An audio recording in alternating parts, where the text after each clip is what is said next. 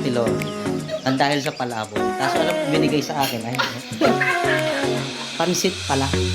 Oy, hindi po siya nag-confirm. Eh dahil may bisita nga ako, wala akong panahon sa cellphone ko. Yan ang sasabihin ko sa inyong totohanan, ano. Pag may bisita po ako, nakapokus lang ang sarili ko sa bisita ko. Wala akong time sa cellphone ko. Kaya, kahit nag-message siya, hindi ko alam na totohanan na pupunta. Sakit! Ginawa. Panay sa akin. Hindi, kasi di ba, pag ako, alam niyo kung pag may bisita ako, wala akong panahon sa cellphone ko. Ulitin ko, ang focus ng attention ko sa bisita ko. So, may message pala siya.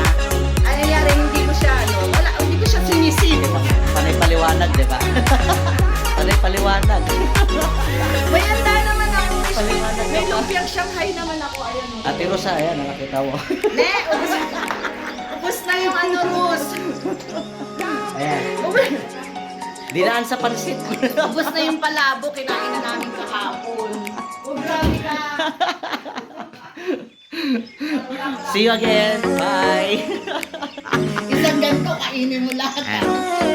Mga kapatid. Ito na yung dapat palabok. Naging bihon. Pero sabi niya masarap daw. Tikman natin. Uy, nagustuhan kaya nila yan. Isipin ko na lang palabok. Tiros, grabe. Ano tira ito? Lumpia. Nakita Ito mo? nakita ko kahapon. Oo, lumpia, meron talaga yan. Oh, sige, magpalaki mo kay Nene Ros. Dapat talaga kahawag ka ng punta.